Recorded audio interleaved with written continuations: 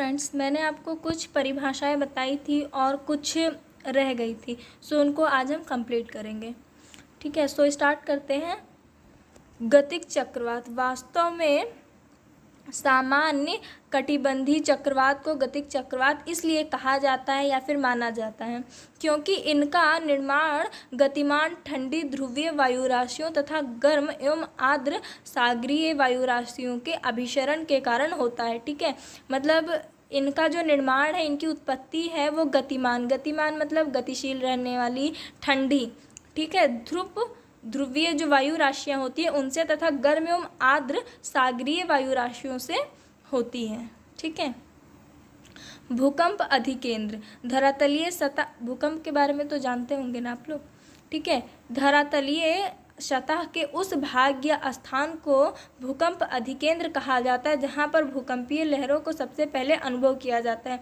ठीक है, जैसा कि आपको भूकंप आने से उसकी आशा ही रहती है कि आपको अलर्ट कर दिया जाता है कि हाँ शायद लगभग में हो सकता है इतने से इतने बजे के आसपास भूकंप आए। ठीक है, तो जहाँ पर ये सारी चीज़ें देखी जाती है, उनका अनुभव किया जाता है कि शायद हाँ ऐसा हो सकता है, उस जगह को भूकंप अधिकेंद्र कहते हैं। ठीक है, विलुप्त या शांत ज्वालामुखी, जब ज्वालामुखी का उद्गार पूर्णतः समाप्त हो जाता है। ठीक है, समाप्त हो जाता है मतलब ख़त्म हो जाता है। ठीक है, तथा उसके जल भर जाने से झील बन जाती है तथा उससे पुनः उद्गार की संभावना नहीं होती है। इससे हम लोगों ने नेक्स्ट वीडियो में होने की पढ़ी थी। ठीक है, इसमें ना होने की है। जब वो पूरी तरह से समाप्त यानी कि ख़त्म हो जाए और दोबारा उसके उद्गार के मतलब दोबारा होने की संभावना ना हो, नहीं के ही बराबर हो, तो उसे शांत ज्वालामुखी कहते हैं। भूकंप ज्ञात अथवा अज्ञात बाह्य या कारणों से पृथ्वी के भूपटल से तीव्र गति से पैदा होने वाली कंपन को भूकंप कहते हैं। ठीक है, जब प्लेटें अचानक, मतलब हमारे जो पृथ्वी है वो कई प्लेटों से मिलकर बनी हुई है या फिर यूँ कह लो कई परतों से मिलकर बनी हुई है। ठीक है, तो जब उनकी गतियों में पैदा, मतलब जब उनकी भूपटल में गति अधिक तीव्र मतलब तेजी से होती है तो उसमें कंपन होता है, उसको ही भूकंप कहते हैं। ठीक है, यह भूकंप माना जाता है। अपदलन द्वारा ऊपरी चट्टानों में अपरदित हो जाने के बाद नीचे दबी ग्रेनाइट चट्टानों से बाहर आ जाने पर दाब युक्त या फिर दाब मुक्त एवं तापमान के कारण ऐसी चट्टानों में पतली पतली परतें उखड़ने लगती हैं। ठीक है, टूटने लगती हैं। इस क्रिया को अपदलन कहते हैं। ठीक है, जो ऊपरी चट्टानें हमारी होती हैं वो मतलब बाह्य आ जाने के कारण दाब मुक्त मतलब दाब या फिर ज़्यादा तापमान के कारण, अत्यधिक तापमान के कारण चट्टानों की पतली पतली परतें जो होती हैं वो क्या होती हैं, उजड़ने लगती हैं, टूटने लगती हैं। इस प्रक्रिया को अपदलन कहते हैं। ज्वालामुखी डेल्टा, नदियों में अवसादों के भर जाने के कारण जो निर्माण होता है, ठीक है, उनसे निर्मित पतली व मतलब लंबी जो डेल्टा होते हैं उनको ज्वालामुखी डेल्टा कहते हैं। भूकंप मूल, धरातलीय सतह के नीचे जिस स्थान से भूकंप आरंभ होता है, भूकंप की शुरुआत होती है, उसे भूकंप मूल कहते हैं। भ्रंश, तनाव मूलक की तीव्रता के कारण जब भूपटल में एक तल के सहारे चट्टानों का स्थानांतरण हो जाता है तो उत्पन्न संरचना को भ्रंश कहते हैं।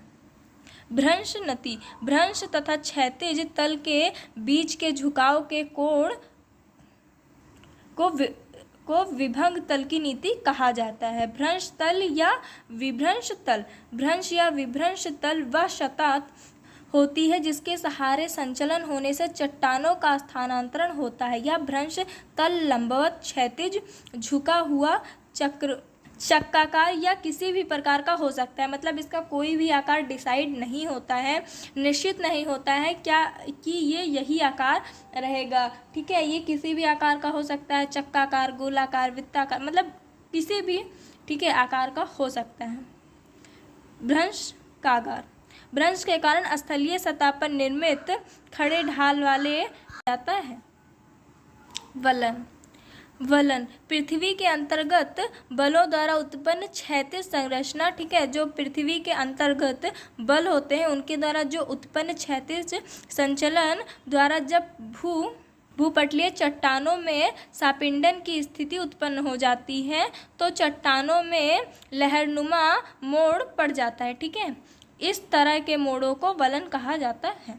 उच्च सागर विशिष्ट आर्थिक मंडल के आगे स्थित सागर क्षेत्र को उच्च सागर कहा जाता है। सूर्य तब पृथ्वी की सतह तथा वायुमंडल द्वारा सूर्य की बाह्य सतह यानी फोटो स्फीयर से प्राप्त विकर्ण ऊर्जा को सूर्यपथ कहते हैं, ठीक है। जो सूर्य की जो पृथ्वी के चारों ओर वायुमंडल उपस्थित होता है या फिर होता है द्वारा सूर्य की जो बाह्य, ठीक है, बाह्य सतह होती है उससे प्राप्त विकर्ण, ठीक है, इसकी मतलब जो इससे प्राप्त विकर्ण होते हैं वो लघु रूप में होते हैं। ऊर्जा को सूर्यताप कहते हैं। सूर्यताप चक्रवात मध्य अक्षांशों से तपीय कारणों से उत्पन्न चक्रवात को सूर्यताप चक्रवात कहते हैं। ऐसे चक्रवात अपने उत्पत्ति वाले स्थान पर अस्थायी रहते हैं, ठीक है। जो ऐसे चक्रवात होते हैं वो अपने उत्पत्ति, ठीक है, जहाँ पर इनका निर्माण होता है उसी स्थान पर ये अस्थायी रहते हैं, मतलब उसी स्थान पर ये टिके हुए रहते हैं, ये इधर उधर कूदफान नहीं करते हैं, ठीक है। मतलब जहाँ इनकी उत्पत्ति हुई, जहाँ इनका निर्माण हुआ उसी जगह पर ये अस्थायी मतलब टिके हुए रहते हैं तथा इनमें विभिन्न वातावरणों का भली भांति विकास नहीं हो पाता है, ठीक है। इनमें भली भांति विकास नहीं हो पाता है। क्षैतिज दिशा में गति होने से जब भ्रंश तल के सहारे क्षैतिज गति होती है, ठीक है, क्षैतिज जो दिशा होती है उसमें गति होने से जब भ्रंश तल के सहारे क्षैतिज गति होती है तो उससे उत्पन्न भ्रंश को, ठीक है, जो मतलब उस गति से एक भ्रंश उत्पन्न होता है उसे नतिलंबी भ्रंश कहते हैं।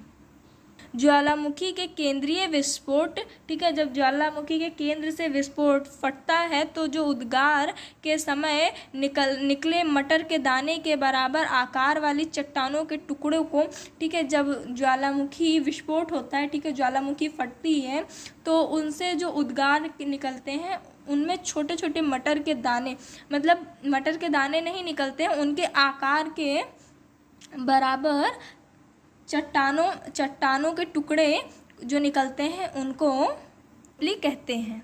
सामान्य भ्रंश अपसारी क्षैतिज संचलन के कारण उत्पन्न तनाव मूलक बल के कारण चट्टानों के दरार पड़ जाने, ठीक है, जो मतलब संचालन के कारण उत्पन्न जो तनाव एक उत्पन्न होता है उसके बल के कारण चट्टानों में दरार पड़ जाने से जब दोनों खंड विपरीत दिशाओं में सरक जाते हैं, जब देखो उस पर तनाव पड़ेगा तो चट्टानों में दरार पड़ जाने से वो दो खंड में बट जाएगी, ठीक है, और दोनों विपरीत दिशाओं में सरक जाते हैं तो इस तरह के भ्रंश को सामान्य भ्रंश कहते हैं।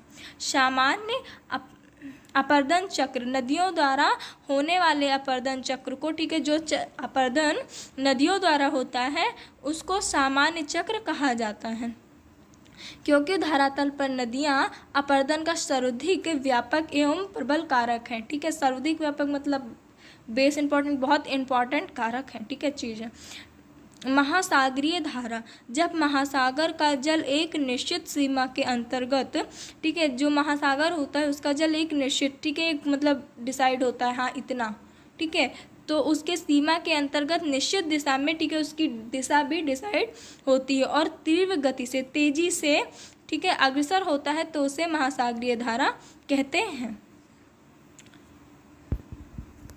शायद मेरी राइटिंग ज़्यादा अच्छी ना हो, सो अगर बच्चों आप लोगों को कहीं कुछ पढ़ने में या समझने में प्रॉब्लम हो रही हो तो आप मुझे प्लीज़ बता देना कमेंट में, फिर मैं कोशिश करूँगी थोड़ा और अच्छा लिखने की।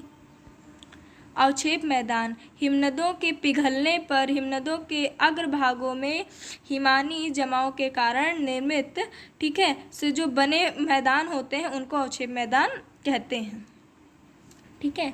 तो जितना मुझे लगा आपको समझाना चाहिए, जितने टफ वर्ड्स थे मैंने आपको समझा दिया है, बाकी लिखा हुआ है आप नोट कीजिए, पढ़िए, ना समझ में आए आप मुझे कमेंट में बोलिए, मैं आपको दोबारा समझाने की पूरी कोशिश करूँगी।